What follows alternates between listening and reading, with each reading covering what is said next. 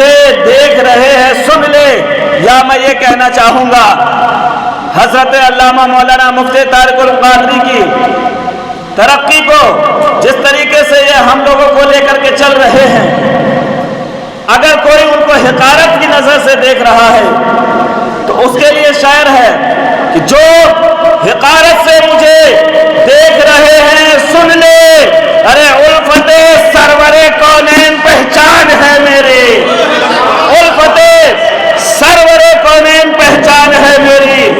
آئیے حضرت کا استقبال نعرہ تکبیر و رسالت سے کر لیا جائے، بلند آواز سے آگے سے لے کر کے پیچھے تک دونوں ہاتھوں کو ہوا میں لہرا کر حضرت کا استقبال کرے، کیوں؟ جاندار مقرر کے لیے شاندار نعرہ ہونا چاہیے، اور یہ صرف مقرر ہی نہیں بلکہ ہم اہل ایمان والوں کی جان بھی ہے،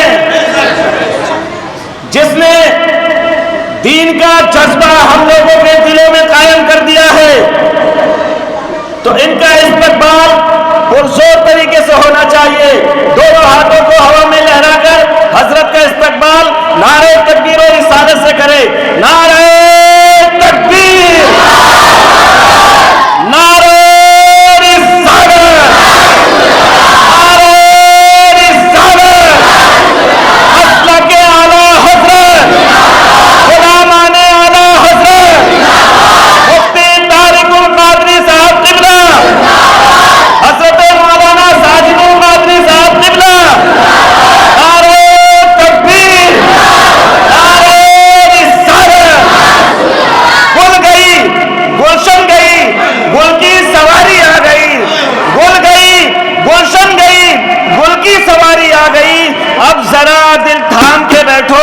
مفتی طارق القادری صاحب کی باری آ گئی ہے۔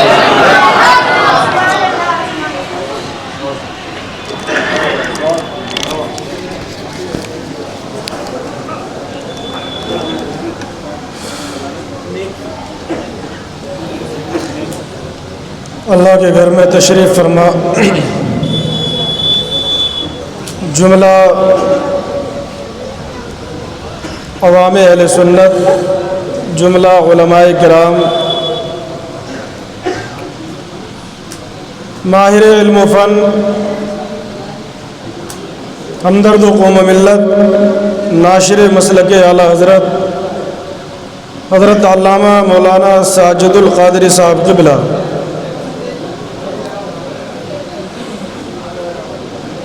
نقیب اجلاس حافظ رفیق صاحب، دیگر سامعین و باپردہ خواتین اسلام، اپنی بات کا آغاز مخالفت سے میری شخصیت سنورتی ہے۔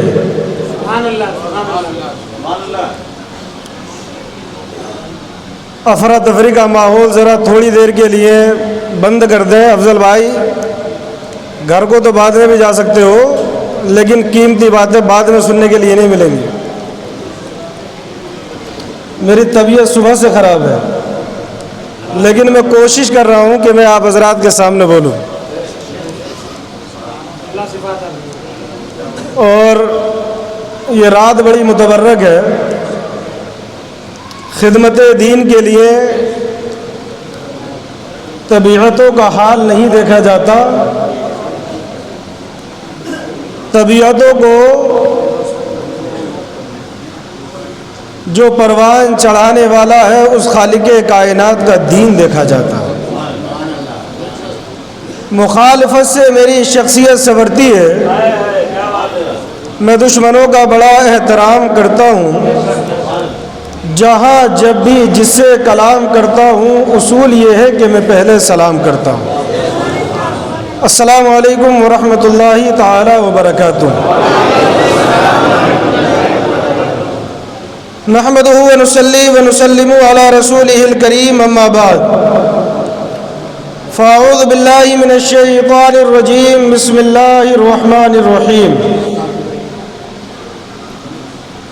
ان الدین عند اللہ الاسلام، وفي مقام آخر اقرأ باسم ربك الذي خلق. قال النبي صلى الله عليه وسلم اطلبوا العلم ولو كان بالسين. آئیے ہم اور آپ کچھ عرض و معروض کا سلسلہ شروع کریں. اس سے قبل نہایتی ادب و احترام کے ساتھ ساری کائنات کے مالک و مختار امام الانبیاء تاجدار دو عالم فخر زمین و زمن حضور احمد مجتبی محمد مصطفیٰ صلی اللہ علیہ وسلم کی مقدس بارگاہ میں ایک مرتبہ ہدیہ درود و سلام پیش کریں. صلی اللہ علیہ نبی الامی صلی اللہ علیہ وسلم. صلاۃ و سلام علیک یا رسول اللہ صلی اللہ تعالی علیہ وسلم. رات کے 11 تقریباً بج چکے ہیں اور ابھی ہمیں اور آپ کو سب کو مل کر کے قبرستان جانا ہے. جس تعریف کا میں حقدار نہیں، مجھ سے محبت کرنے والوں نے میری اوقات سے زیادہ تعریف کی، جس کا میں بالکل اہل نہیں. حقیقتاً تو اہل آپ لوگ ہیں جو اللہ اور اس کے رسول کے دین کو پروان چڑھانے میں لگے ہیں. میں دعا یہ کرتا ہوں کہ اللہ جیتے جی مرنے سے پہلے مجھے کم از کم میرے ہم رفیقوں، میرے ہم مزاج دین پرست ساتھیوں کے الفاظوں کا اہل بنا دے. جب تک بکے نہ تھے کوئی پوچھتا نہ تھا. توجہ کے ساتھ سنیے گا. آپ کے اوپر ہے کہ کتنا مجھ سے بلوا سکتے ہو. سنیے گا جی. اور میری تقریر کا 2 ہی معیار رہے گا. 11 بج رہے ہیں، 11 سے 12 کے بیچ میں میں نے اعلان بولا تھا کہ کبھی بھی پروگرام ختم ہوگا دعا کے بعد انشاءاللہ قبرستان چلیں گے. لیکن سنیے گا توجہ کے ساتھ. جب تک بکے نہ تھے کوئی پوچھتا نہ تھا. یا رسول اللہ تم نے خرید کر ہمیں انمول کر دیا. اور امام اہل سنت نے بریلی کی سرزمین سے کہا کہ یا رسول اللہ ان کی مہک نے دل کے گنچے کھلا دیے ہیں، جس راہ چل گئے ہیں کوچے بسا دیے ہیں. اور جس طرف یعنی آقا صلی اللہ تعالی علیہ وسلم کی مدح و ثنا بیان کرتے ہوئے امام اہل سنت نے فرمایا جس طرف اٹھ گئی دم میں دم آ گیا اس نگاہ عنایت، بولو اس نگاہ عنایت. سب سلام والے ہی ہیں، کوئی غیر سلام والے بھی ہیں؟ سلام والے ہیں نا. ہر نماز کے بعد فجر کے بعد سلام ہوتا ہے. اعلیٰ حضرت نے کہیں ارشاد فرمایا جان ہے عشق مصطفیٰ روزے وضو کرے خدا، اور جس کو درد کا مزہ نازے دوا اٹھائے کیوں. میرے عزیز سنی غیور مسلمانوں، آج ہم اور آپ اگر حالات حاضرہ پر نظر ڈالیں اور نہال بہار کی سرزمین سے لے کر اگر ہم دہلی کی سرزمین سے ہوتے ہوئے ہندوستان کے ہر اسٹیٹ کا معائنہ کریں اور اس کے ذریعے سے پورے دنیا کے اندر اگر اپنی سرسری نگاہ ڈالتے ہیں تو ہمیں اور آپ ہم دیکھیں گے کہ ساری دنیا کے اندر آج ہم اور آپ پستی میں نظر آ رہے ہیں. ساری دنیا کے اندر شب برات کے موقع پر آج جب رات دیکھو گے تو سارے دنیا کے مسلمان وہ اپنے گناہوں کی معافی طلب کر رہے ہیں. ساری دنیا کا مسلمان اللہ کی بارگاہ میں رو رو کر گڑ گڑا کر کے دعا کر رہا ہے کہ خالق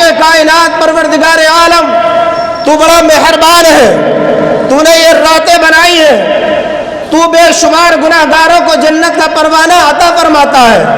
خالق کائنات پروردگار عالم نے اس رات میں بے شمار لوگوں کو بخشنے کا وعدہ فرمایا ہے، یہاں تک کہ اللہ رب العزت اسی رات کے اندر لوگوں کے معاملات طے کرتا ہے کہ کس جان کو پیدا ہونا ہے اور کس کو دنیا سے چلے جانا ہے۔ خالق کائنات اسی رات کے اندر وہ ہمارا رزق طے کرتا ہے کہ پورا سال اس کو کتنا رزق ملنا ہے۔ خالق کائنات طے فرماتا ہے کہ اس دنیا کے اندر اس کو کتنا دیا جانا ہے اور اس سے کتنا جانا ہے۔ لیکن آپ سے میں یہ نہیں کہتا کہ آپ کی دولت کتنی گئی، میں آپ سے یہ نہیں پوچھتا کہ آپ کے مکان کتنے ڈھائے گئے، میں آپ سے یہ نہیں کہتا کہ جب پچھلے سال شب برات کے موقع پر ہم اور آپ یہاں مسجد کے اندر جمع تھے تو ہمارے پاس کیا تھا، اور آج جب 12 مہینے مسلسل گزر گئے تو ہم اور آپ اپنے حال پر غور کریں کہ آج ہمارے پاس کیا نہیں ہے اور اس وقت ہمارے پاس کیا تھا۔ آج جو چیز ہم کھو بیٹھے ہیں، دولت تو ہمارے پاس پہلے بھی تھی، دولت آج بھی ہمارے پاس ہے، رہنے کے لیے مکان تو پہلے بھی ہمارے پاس تھا، آج بھی ہمارے پاس ہے، پہننے کے لیے کپڑا تو یہ پہلے بھی ہمارے پاس تھا، آج بھی ہمارے پاس ہے۔ آؤ میں تمہیں لے کر کے چلتا ہوں ہندوستان کی سرزمین سے ایک ایسی جگہ پر جس کو فلسطین کہا جاتا ہے، جہاں پر مسلمانوں کا قبلہ اول یہ مسجد اقصی ہے۔ جب پچھلی شب برات میں ہم تھے تو فلسطین کے اندر وہاں پر مسلمانوں کو مارا نہیں جا رہا تھا، وہاں پر بچوں کو یہ کچلا نہیں جا رہا تھا، لیکن کیا وجہ بنی کہ خالق کائنات نے فلسطین کے مسلمانوں کے لیے یہ حال کیے کہ آج وہاں پر بچہ بچہ تڑپ رہا ہے۔ آج وہاں پر اگر عورتوں کا حالات کا جائزہ لو تو اللہ اکبر کبیرہ، ایک ویڈیو کلپ اگر نگاہ سے گزرتی ہے اللہ کی قسم یہ آنکھوں سے آنسو جاری ہوتی ہے، ان کی بے دردی اور ان کی بے بسی پر رونا آتا ہے، ان کی بے دردی پر یہ آنسوؤں کا سیلاب جاری ہوتا ہے۔ آج میں ایک مسلمان تجھ سے کہنا چاہتا ہوں، آج بہار کے مسلمانوں، آج ہم یہاں پر اتنی تعداد میں ہیں، حالات کا جائزہ لو کہ وجہ کیا ہے۔ ارے تمہارے پاس قرآن ہے، تمہارے پاس نبیوں کا سردار ہے، تمہارے پاس سب سے پوتر مذہب ہے، آخر وجہ کیا ہے کہ 200 ملکوں کے اندر، یہ 57 کنٹریز کے اندر حکومت کرنے کے بعد بھی تم اپنے قبلہ اول کی حفاظت نہیں کر پا رہے۔ سننا بات کو میری توجہ کے ساتھ، وجہ کیا ہے؟ شب برات میں تو دعائیں قبول ہوتی ہے نا، شب برات میں تو دعائیں قبول ہوتی ہیں، اللہ رب العزت تو معاف فرماتا ہے۔ ہم نے تو سنا تقریروں کے اندر لوگوں نے کہا کہ بھائی کچھ نہیں کرنا ہے تمہیں، صرف دعائیں مانگو، کچھ نہیں کرنا ہے، ایک بار درود شریف پڑھو جنت میں چلے جاؤ، باقی نمازوں سے کوئی مطلب نہیں۔ ہم نے تو اسلام کو سستا بنا دیا نا، سستا۔ 10 روپے چندہ دینے کے بعد ہم یہ سمجھتے ہیں جنت ہمارے باپ کی ہے۔ یہی ہے نا، غور کرو، قرآن تمہارے پاس، پوائنٹ کی بات ہے، نوٹ کرنا، قرآن تمہارے پاس، نبیوں کا سردار تمہارے پاس، ولیوں کا سردار تمہارے پاس، ابو بکر تمہارے پاس، عمر فاروق تمہارے پاس، عثمان غنی تمہارے پاس، قطب الاقطاب حضور غوث اعظم یہ تمہارے پاس، امام حسین تمہارے پاس تو یہ ایک اعلیٰ کوالٹی جو اسلام کے پیروکار ہیں ان کی لا تعداد ایسی تعداد ہے جس کو شمار نہیں کیا جا سکتا۔ لیکن وجہ کیا ہے؟ تو آؤ میں تمہیں قرآن کی طرف لے کر کے چلتا ہوں، بیان سنتے ہیں نا، قرآن کی طرف لے کر کے چلتا ہوں۔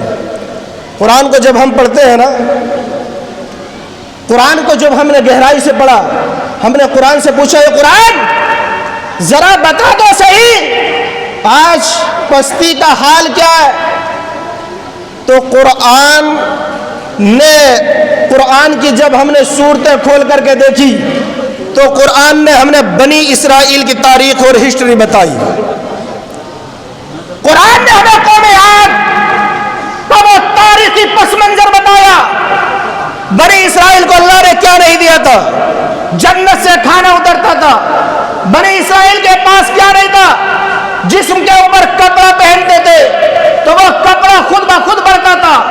ان کے بچوں کا حال یہ ہوتا تھا کہ انہیں کوئی جاتی بلکہ اللہ رب العزت جنت سے کھانا اتارتا تھا۔ اب سوال یہ ہے کہ جب اتنی نعمتیں ان کے اوپر تھیں تو وہ برباد کیوں ہوئے؟ ان کے اوپر عذاب کیوں آیا؟ ان کے اوپر عذاب کیوں آیا؟ تو بنی اسرائیل کی تاریخ جب ہم نے غور سے پڑھی، مختصراً میں آپ کو اشارتاً بتاتا ہوں، تو ہمیں تاریخ سے ملا، اور ایسی ایک تاریخ نہیں بلکہ خالق کائنات پروردگار عالم قرآن میں بیان کرتا رہا۔ ایک قیامت تک کے مسلمانوں، تم دیکھنا چاہتے ہو نا کامیابی اور کامرانی یہ کس چیز پر منحصر ہے؟ اور تو سنو، منحصر اس چیز پر ہے، اگر تم نے اللہ کے نبیوں کی نافرمانی کی، اگر تم نے قرآن کو جھٹلایا، اگر تم نے خدا تبارک و تعالیٰ کو جھٹلایا، تو اللہ رب العزت نے اس قوم کو میٹ کر دیا، اس قوم کا وجود مٹا دیا، قوم عاد کو مٹایا، قوم سمود کو مٹایا، اور حضرت نوح علیہ السلام کی قوم پر ایسا عذاب آیا کہ اس عذاب کے سناٹے کے تمام قوم نوح غرق ہو جاتی ہے۔ اللہ اکبر کبیرہ۔ جب ہم اور تاریخ پڑھتے ہیں، جب تاریخ بدلتی ہے، جس طرح سے انسان ہے، انسان بچپن میں ہوتا ہے، بچپن کے بعد جوانی میں آتا ہے، جوانی کے بعد بڑھاپے میں آتا ہے، اسی طرح سے تاریخ بھی بدلتی ہے۔ تاریخ کیسے بدلتی ہے؟ سنو، بات سمجھ میں آ رہی میری؟ تاریخ کیسے بدلتی ہے؟ تاریخ ایسے بدلتی ہے کہ سلطنت اندلس، نام تو سنے ہی ہوں گے، سلطنت عباسیہ، خلافت عثمانیہ، اور ایسی سلطنت سلجوقیہ، یہ ایسی سلطنت تھی مسلمانوں کے پاس کہ اللہ اکبر کبیرہ، یہ جب سلطنت تھی تو پوری دنیا کے اندر صرف اور صرف ان سلطنتوں کا قبضہ تھا۔ لیکن ان سلطنتوں کا کیا تھا جس کی بنیاد پر پوری دنیا کے اندر یہ قائم تھی؟ کیا طاقت تھی؟ نہیں، طاقت تو اوروں کے پاس بھی تھی۔ مغرب کے بعد ہی میں نے لیپ ٹاپ اٹھا کر کے ایک کتاب کو پڑھنا شروع کیا تو یہی پوائنٹ مجھے اس میں نظر آیا جس کو میں پڑھ رہا تھا۔ کیا طاقت کون سی تھی؟ سلطنت عثمانیہ، سلطنت الاندلس، خلافت عباسیہ، خلافت عثمانیہ۔ ارے ہمارے نوجوانوں ارطغرل تو بہت دیکھا ہے نا، مسئلہ بار بار پوچھتے تھے اگر ارطغرل دیکھنا کیسا ہے، اس کے اندر درشایا گیا ہے نا اس کو، اور کافی مرتبہ اس کے ذریعے سے اپنے ایمانی جذبے کو بیدار کیا لوگوں نے، حالانکہ ہم کسی سیریل اور فلم کی اجازت نہیں دیتے ہیں۔ لیکن سنو، اگر تم ساری سلطنتوں کا معائنہ کرو گے تو خلافت عثمانیہ میں ان پڑھ جاہل گوار مسلمان نہیں تھے بلکہ ان کے پاس اعلیٰ قسم کی ٹیکنالوجی تھی۔ سلطنت عثمانیہ میں جتنے ایجوکیٹڈ بندے تھے وہ ایسے نہیں تھے کہ کوئی انگوٹھا چھاپنے والا یہ سلطنت پر قابض ہو، بلکہ سلطنت عثمانیہ کے جب ہر فرد کا ہم جائزہ لیتے ہیں تو بڑے بڑے میزائل بنانے والے، بڑی بڑی ٹیکنالوجی کو یہ انجام دینے والے، اور بڑے اچھے ماہر ٹیچر اور بڑے اچھی ذہنیت دینے والے، اس کے اندر وزیر مسلمان اپنے وقت کے گورنر موجود تھے۔ اس لیے تھی وہ، اس لیے تعتبر تھی۔ سلطنت اندلس پڑھو، سلطنت سلجوقیہ پڑھو، اور آج ہم کہتے ہیں کہ نہیں، ہمارا حال کیا ہے؟ ہم تو اتنی بڑی تعداد میں ہیں، آج ہم آگے کیوں نہیں ہیں؟ قرآن سے ہی مفہوم ہوتا ہے کہ اس دنیا کے اندر عروج اور زوال، عروج یعنی بلندی اور پست ہونا، یہ قوموں کے درمیان ہوتا رہتا ہے، اور وہی قوم یہ کامیاب ہوتی ہے جو دنیا کے اندر اپنے آپ کو اپنے اعتبار سے صحیح سانچے میں اور ایک پلیٹ فارم پہ جمع کر کر کے ایک ساتھ چلتی ہے۔ سمجھ رہے ہو؟ سلطنت عثمانیہ، سلطنت اندلس، اس میں یہ نہیں تھا کہ ہر کوئی اپنی جماعت الگ بنا رہا ہو یا ہر کوئی اپنا گروہ الگ بنا رہا ہو، 1.5 اینٹ کے ہر کوئی اپنے الگ نہیں ہانک رہا تھا۔ اس لیے میرے بہار بہار کے سنی مسلمانوں، آج شب برات میں بیٹھے ہو نا، تمہاری زندگی کا فیصلہ عرش اعظم پر تمہارا رب تمہارے نامہ اعمال کا رجسٹر کھول کر کے فرشتوں کے سامنے تمہارا حساب کتاب کر رہا ہے۔ تو اس حال میں بہار کے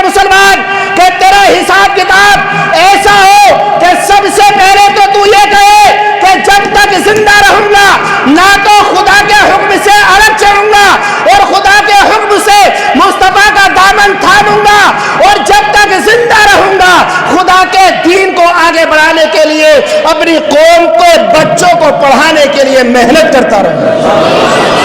नारे तकबीर, रिसालत के आला हज़रत, उलमाए आला हज़रत, आशिकाने आला हज़रत, मुफ्ती तारिकुल क़ादरी साहब क़िबला। लेकिन शब बारात है, हलवा बनेगा खाएंगे, उसके अलावा और चीज़ें बनेगी तो खाएंगे। अभी बिरयानी बैठेगी, सबसे आगे मिलेंगे प्लेट लेकर, और नहीं मिलेगी तो लड़ भी जाएंगे, हाँ लड़ भी जाएंगे, अपना हक जताएंगे कि चंदा पूरा दिया था, मस्जिद में तो हम पूरे आ रहे हैं, हाँ यही है ना। अब सवाल ये होता है कि मुसलमानों, हम और आप अगर इस हाल में, तो हम और आप अंदाजा लगाएं कि हमारा तालीमी मेयार क्या है, तालीमी मेयार क्या। अभी मैं एक चीज़ और आपको बताता हूँ। आका सल्लल्लाहु अलैहि वसल्लम, कल की मीटिंग थी, मीटिंग में भी मैंने ये बात रखी थी, जो हजरात मीटिंग में होंगे उनको पता होगा, और मैंने बताया था, ये दुनिया है दारुल अमल और दूसरी दारुल इल्म। एक क्या है, अमल ऑफ हाउस, और एक एजुकेशन ऑफ हाउस, दो है। ये दुनिया क्या है, दारुल अमल, अमल करने का घर, और एक इल्म का घर। अमल में तो 2-4-5% तो आते ही हैं मुसलमान, अमल का तो यह हाल है, लेकिन इल्म का हाल तो यह है कि हम 2% से भी नीचे हैं। अमल तो वो एक अलग अमल को, अमल पर बात नहीं करता, मैं जानते हूँ। 27 पारे की आयत अल्लाह ने खुद ही फरमाया है, मैंने जिन्न और इंसान को सिर्फ इबादत के लिए पैदा किया है।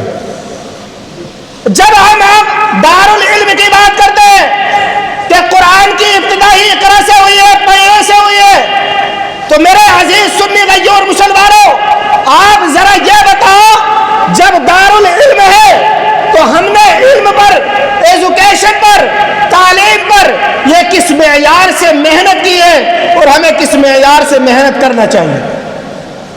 आका सल्लल्लाहु अलैहि वसल्लम की ज़िंदगी उठा के देखो, आज हमारा नौजवान साथ में आने के लिए तैयार नहीं है, और मुझे खुशी हुई माशाअल्लाह, यूनाइटेड इंडिया उसका नाम रखा गया, रात ही सिलेक्ट हुआ, और काफ़ी नौजवान उसमें शिरकत किए, और हर एतबार से काम करने का वादा किया कि इंशाअल्लाह अज़ीज़ हम हर तरह से तन मन धन के साथ, सिर्फ पूरी यहीं पर नहीं, निहाल बिहार में नहीं, बल्कि पूरी दिल्ली के अंदर इंशाअल्लाह अज़ीज़ उस मेयार पर काम करेंगे।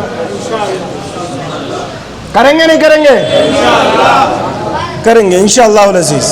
अल्लाह जिससे काम लेता है ना, उससे काम ले लेता है, और जिससे काम नहीं लेना होता, वो इंसान चाहे कुछ भी करे तो भी वो वैसे ही रहता है। नबी की ज़िंदगी उठा करके देखो, हमारे आका सल्लल्लाहु अलैहि वसल्लम को मक्के के अंदर सताया गया। 40 मुसलमान थे जब हज़रत उमर फ़ारूक ने कलमा पढ़ा था। उस वक्त तो छुप छुप करके तबलीग करते थे। आज तुम डरते हो ना कि अगर हमने दीन का काम करने के लिए अपने इमाम या अपने किसी आलिम का साथ दिया तो हमें परेशानियों का सामना होगा। ए मेरे नौजवान, ए मेरी कौम के सीधे साधे भोले भाले मुसलमान, तू किस गफलत में है? क्या सोच रहा है कि तुझे नुकसान होगा? तूने अपने नबी की ज़िंदगी को नहीं देखा कि तेरे नबी के पाँव के नीचे तो कांटे बिछाए गए? तूने अपनी ज़िंदगी के नबी की ज़िंदगी को नहीं देखा कि आका सल्लल्लाहु ताला अलैहि वसल्लम को मक्के के अंदर कितना सताया गया? नबी अकरम सल्लल्लाहु अलैहि वसल्लम का हाल ये होता था कि आका सल्लल्लाहु अलैहि वसल्लम को मारने के लिए बाकायदा प्लानिंग की गई थी। मेरे मुस्तफा करीम सल्लल्लाहु ताला अलैहि वसल्लम को ये मारने के लिए मक्के के अंदर मीटिंग बुलाई गई थी, लेकिन खालिके कायनात परवरदिगार आलम ने अपने महबूब की ऐसे हिफाजत की कि अल्लाह के नबी सल्लल्लाहु ताला अलैहि वसल्लम एक घर के अंदर तशरीफ फरमाते और आका सल्लल्लाहु ताला अलैहि वसल्लम मिट्टी फेंक कर निकल गए और मारने वालों को पता भी नहीं चला। आप खुद बताओ, जिसको अल्लाह महफूज रखे उसका कोई कुछ बिगाड़ सकता है? اس کو کوئی کچھ بگاڑ سکتا ہے؟ نہیں بگاڑ سکتا۔ نبی کو ستایا گیا، صحابہ کو ستایا گیا، ارے گھر تک چھین لیے گئے مکے کے اندر، گھر تک چھین لیے گئے۔ اور گھر چھیننے کے بعد نبی اکرم صلی اللہ تعالی وسلم مکے سے حبشہ کی طرف ہجرت کر گئے، مدینہ کی طرف ہجرت کر گئے۔ لیکن ان لوگوں کے پاس جو سب سے بڑی طاقت تھی وہ کیا تھی کہ جس کی بنیاد پر وہاں سے 40 نکلے تھے، اور آج کروڑوں اربوں کی تعداد میں صرف 1450 سال کی مدت میں یہ پوری دنیا کے اندر ہے۔ اس کی وجہ کچھ اور نہیں تھی، اس کی وجہ یہ تھی کہ ان لوگوں کا ماننا یہ تھا کہ ہم کسی حال میں بھی رہیں گے لیکن اپنے خدا اور اپنے نبی سے کبھی غداری ان کا ماننا یہ تھا۔ اور جو میں بتا رہا تھا بات بیچ میں، وہ بات یہ تھی کہ سب سے پہلے تعلیم جو شروع ہوئی وہ مسجد کے اندر سے شروع ہوئی تھی۔ کہاں سے؟ مسجد کے اندر سے۔ سب سے پہلے میرے آقا صلی اللہ علیہ وسلم نے مسجد کے اندر تعلیم دی۔ اور آج ہم اور آپ اپنے حالات کا جائزہ لیں۔ آج تو ہمارا حال یہ ہے، دیکھو اتنے لوگ یہاں پر بیٹھے ہوئے ہیں، ہمارا حالات پتہ کیا ہے؟ ایک کام کرنے کے لیے بڑھتا ہے نا تو دوسرا اس کا قدم کھینچنے کے لیے پہلے تیار رہتا ہے۔ یہ نہیں کہ اس کے من میں کیا، تمہارے نبی نے فرمایا ظن المومنون خیرا، مومن کے بارے میں اچھا گمان کرو۔ دین کا سب سے کم تر درجہ یہ ہے کہ اگر کسی اچھا کرنے والے کا ساتھ نہیں دے سکتے ہو رہا تو کم سے کم اپنی زبان کو بند رکھو، یہ ہے۔ لیکن زبان بند نہیں ہوتی اور اس کے علاوہ مخالفت زوروں پر شروع ہو جاتی ہے۔ ہوتا نہیں ہوتا؟ ہم اور آپ اگر کسی چیز کے لیے پلان کر رہے ہیں، محنت کر رہے ہیں، آپ نے 12 سنا، تقریریں میری آپ جمعے میں بھی سنتے رہتے ہیں، اس کے علاوہ بھی سنتے رہتے ہیں۔ میں نے کتنی بار آپ سے کہا ہے کہ آنے والے وقت میں انشاءاللہ العزیز اپنے نہال بہار کے اندر ہم اسکول، میڈیکل اور اس کے ساتھ ساتھ غریبوں کی مدد اور اس کے ساتھ ساتھ لڑکی اور لڑکیوں کے دینی تعلیم اور UPSC کمپٹیشن ایگزام اور لائبریری، جس میں ہمارے نہال بہار، ہم پوری دلی کو کہتے ہی نہیں، ہماری اتنی چادر نہیں ہے کہ ہم اس میں ہاتھ پھیلائیں، لیکن کم سے کم جتنی ہماری وسعت ہے ہم اتنا تو کام کر سکتے ہیں۔ اگر ہم اور آپ شب برات کے اس موقع پر اپنے لیے نہیں، اپنے گھر کی چھت بچانے کے لیے نہیں، مصطفیٰ کے دین کے لیے، مصطفیٰ کی امت کے نونہالوں کے سینوں میں تعلیم بٹھانے کے لیے، ایجوکیشن دینے کے لیے اگر صرف اپنی کمائی کا اگر 2.5% اگر ایمانداری کے ساتھ کسی اور جگہ نہ دے کر اگر اپنی اکیڈمی کا تعاون کر دے تو میں سمجھتا ہوں آپ نے 2.5% سے آپ کا نہال بہار نہیں بلکہ آر بلاک سے لے کر سلطان پوری تک کے بچے آپ کے یہاں پر پڑھتے ہوئے نظر آئے۔ یہ نہیں صرف 2.5%، لیکن آج ہم اور آپ دیکھو اس کے برابر کے ذمہ دار تو ہم بھی ہیں نا، ہم ہیں نہیں ہیں؟ مسجد ہے، مسجدوں کے اندر جس معیار سے کام ہونا چاہیے تھا اس معیار سے کام نہیں ہوتا ہے، اور اس کی چند وجوہات رہتی ہیں۔ ہمارے اندر جذبہ نہیں ہے، ورنہ اوروں کو دیکھو کہ وہ اپنے باطل کے لیے وہ ہمیشہ اپنا کام کاج چھوڑ کر جو ہے وہ اس میں جانے کے لیے ہمیشہ تیار رہتے ہیں، اور ہم ٹانگ کھینچنے کے لیے ہمیشہ تیار رہتے ہیں۔ سنو، افسوس ہوتا ہے کوئی کام کسی کو دکھانے کے لیے نہیں ہوتا، کام اللہ کی رضا کے لیے ہوتا ہے، اور کام دین کا پیٹ پالنے کے لیے بھی نہیں ہوتا ہے۔ کیا زین الدین بھائی؟ دین کا کام ارشاد بھائی بیٹھ جائیے, بیٹھ جاؤ بیٹھ جاؤ بیٹھ جاؤ. خوشبو آ گئی ماشاءاللہ. دین کا کام نہ تو کسی کو دکھانے کے لیے ہوتا ہے اور نہ پیٹ پالنے کے لیے ہوتا ہے. ارے دین کا کام ہوتا ہے تو اللہ اور اس کے رسول کو راضی کرنے کے لیے کرتا ہے. دین کا کام کوئی کسی کے لیے نہیں کرتا. اگر کوئی کسی کو تعلیم دیتا ہے تو وہ اس پر احسان نہیں کرتا بلکہ وہ اپنا فرض ادا کرتا ہے. اور اللہ کی قسم اگر کوئی استاد اپنے اسٹوڈنٹ اپنے شاگرد اور اپنے شکشک کے ساتھ اگر اس کا حق ادا نہیں کرتا, خالق کائنات پروردگار عالم نے اس کا عذاب پتہ کتنا سخت رکھا ہے, کتنا سخت ہے. اللہ کے نبی جب معراج کے لیے تشریف لے گئے نا تو ایک گروہ کو دیکھا کہ فرشتے اس کے گلفو چیر رہے تھے. ایک آگ تھا آگ کا, اور یہ والا چیرتے اور چیر کے گرنے کے بعد یہاں کو آتے تو یہ والا ٹھیک ہو جاتا. یہ عذاب ان کو ہو رہا تھا.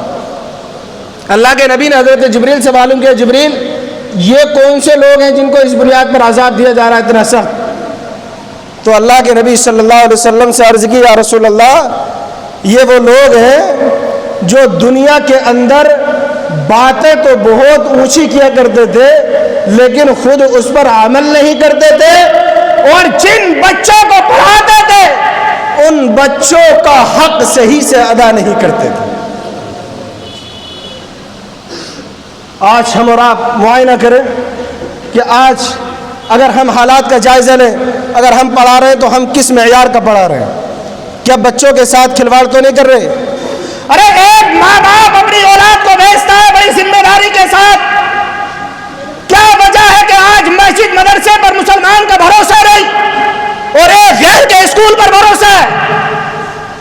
میں ذمہ دار ہوں, تم نہیں ہو. کون ہے ذمہ دار؟ میں ذمہ دار ہوں, تم میں سے کوئی اور ذمہ دار نہیں. میں ذمہ دار ہوں کیونکہ میں یہاں پر ہوں. میں ذمہ دار اس لیے ہوں کہ میرے آپ کو کوالٹی نہیں دی ہے, میرے آپ کو وہ چیز نہیں دی ہے جس کے آپ خواہاں تھے. میں نے تو آپ کو صرف الف با تا پڑھانے کے بعد قرآن بھی صحیح سے نہیں پڑھایا اور بچے کا پورا قرآن پڑھا کر کے اس کے سر پر پگڑی باندھ کر کے بھیج دیا, اور جس کو 3 رکوع بھی صحیح سے یاد نہیں. یہ کیا میں نے, یہ کیا میں نے, یہ کھلواڑ کیا ہے بچوں کی زندگی کے ساتھ. تو آپ ذرا مجھے یہ بتاؤ کہ آج جو کہیں پر کسی پر بچوں کو پڑھنے کے لیے بھیجے گا کیا اس کا یقین مسجد مدرسے پر رہے گا؟ وہ تو یہی سوچے گا نا کہ گھر کے اندر کھیلتا ہے 2 گھنٹے جا کر کے امام صاحب کو پریشان کرے آئے گا. اس سے بڑے اس سے ہم بھی بچ جائیں گے. لیکن میرے عزیز سنی غیور مسلمانوں, دکان چلانے والے دکان چلاتے رہو, دکان چلانے والے دکان چلاتے رہو. چھوٹے چھوٹی دکانیں کھلتی رہتی ہیں اور کھل رہی ہیں. ابھی آپ جو نہال وہار کا اپنا ماحول دیکھ رہے ہو, آپ کو لگتا ہے کہ واقعی یہاں سے کام ہونا چاہیے؟ کون کون چاہتا ہے ہاتھ اٹھا کر کے بتانا.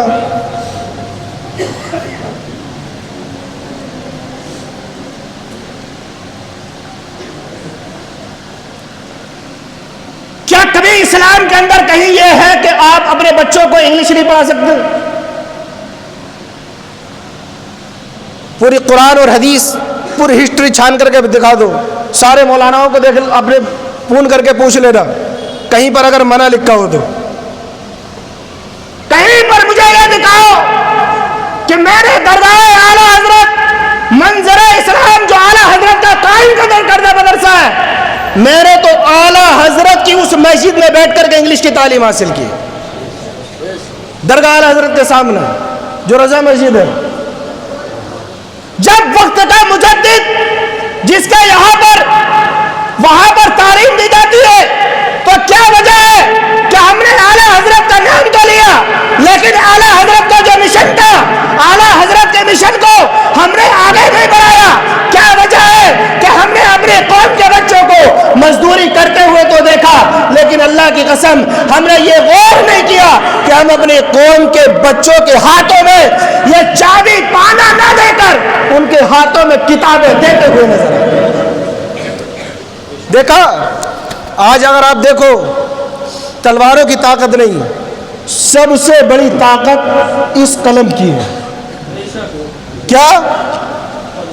اس قلم کے اندر جو روشنائی ہے، اس روشنائی سے زیادہ قیمتی چیز پورے ورلڈ کے اندر آپ کو نہیں ملے گی، اور آپ کے بچوں کی زندگی جو یہ قلم سنوار سکتا ہے، اللہ کے گھر میں کھڑے ہو کر کے کہہ رہا ہوں، تم چاہے کتنی دولت اپنی اولاد کو دے دو، اگر اس کے پاس تعلیم نہیں ہے تو اس میں اور جانور میں کوئی فرق نہیں۔ یہ تعلیم، یہ قلم مضبوط بناتا ہے، یہ قلم ہے جو زندگیوں کو سنوارتا ہے۔ اپنے بچوں کے ہاتھوں میں چابی پانے مت دو، اپنے بچوں کے ہاتھوں میں دو تو اپنے بچوں کے ہاتھوں میں یہ قلم دو، تاکہ تمہارا بیٹا کہیں پر IAS بن کر کے، کہیں IPS بن کر کے، کہیں مجسٹریٹ بن کر کے، کہیں دین کا خادم بن کر کے یہ دنیا کے حساب کتاب نہیں لکھ رہا ہو، بلکہ اپنے قوم کی تقدیر کے، اپنے قوم کے مستقبل کے فیصلے لکھتا ہوا نظر آ رہا۔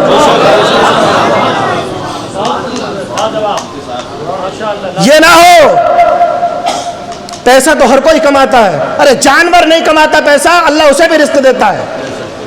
کون سا جانور بھوکا مرتا ہے مجھے بتاؤ تو صحیح۔ دولت پیسے کے لیے، کس کے لیے کماتے ہو دولت؟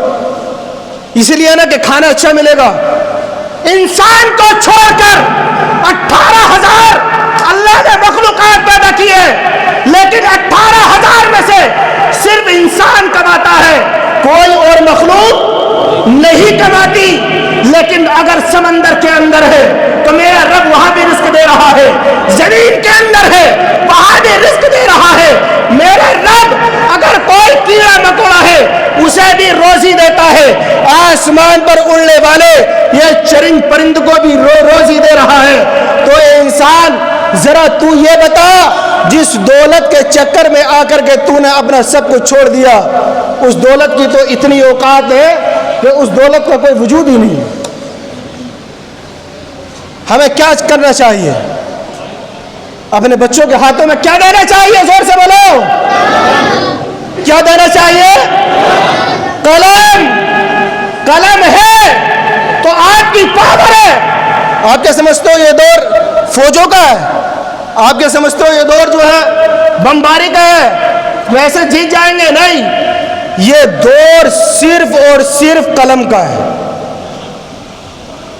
مائنڈ کا ہے۔ جس کے پاس جتنی ایجوکیشن ہے، شکشا ہے، آج ہم ٹیکنالوجی کا استعمال کرتے ہیں، یہ ٹیکنالوجی کے بغیر علم کے آ گئی؟ بتاؤ نا، کوئی چیز بغیر علم کے ہے تو ہم اپنے بچوں کو پڑھاتے کیوں نہیں ہیں؟ آپ کہو گے ہم تو پڑھاتے ہیں، تو دوسرا میرا سوال یہ ہے کہ ہم اپنے بچوں کو پڑھانے کے لیے اپنے ادارے قائم کیوں نہیں کرتے؟ پورے ہندوستان کے مسلمانوں سے میں کہنا چاہ رہا ہوں، پلیٹ فارم سے، اپنے نہال وہار سے، کہ آپ نے مسجدوں کے اندر لاکھوں چندہ تو دیا، ہر جمعے کو 10، 20، 50 روپے بھی ڈالتے ہو۔ اے مسجد کی کمیٹیوں، میں پورے ہندوستان کی کمیٹیوں سے کہنا چاہتا ہوں کہ جو جمعے کے اندر مسجد کے اندر چندہ آ رہا ہے، اپنے امام صاحب سے کہو اور ان سے کہو کہ وہ کون سے اور ریکویسٹ کرے، اور اپنے یہاں پر ہم مکتب نہیں بلکہ مکتب کے ساتھ ساتھ اب دنیاوی تعلیم کے مرکز بھی ہر مسجد کے ساتھ کھول دو۔ ساری مسجد کے صدر میری بات سنیں، ورنہ تمہاری نسلیں مٹ جائیں گی، تمہارا نام لیوا کوئی نہیں ہوگا اگر تم نے اپنے بچوں کو نہیں پڑھایا۔ تمہارے عروج کا دور نہیں ہے، زوال کا دور ہے، زوال کا، پستی کا ہے، پستی کا، اور پستی سے ویسے ہی اٹھا جاتا ہے، ایک دم نہیں اٹھا جاتا، بلکہ جس طرح سے گرتے ہیں نا، عروج کا دور تھا، 700 سال رہے نا، 700 سال رہے نا، عروج کا وقت تھا، ترقی کا وقت تھا۔ ہم نے جن چیزوں کو چھوڑا دوسروں نے اپنا لیا، اور ہم عیش عشرت موج مستی میں پڑ گئے۔ ہمارے معاشرے میں ہماری قوم میں سلطنتیں کچھ ایسے لوگوں کے ہاتھ میں آ گئیں کہ اللہ کی قسم انہوں نے ہمارے ضمیر کا سودا کر دیا. اگر میں کہوں ایسے منافق قوم کے غدار ہمیشہ رہے ہیں.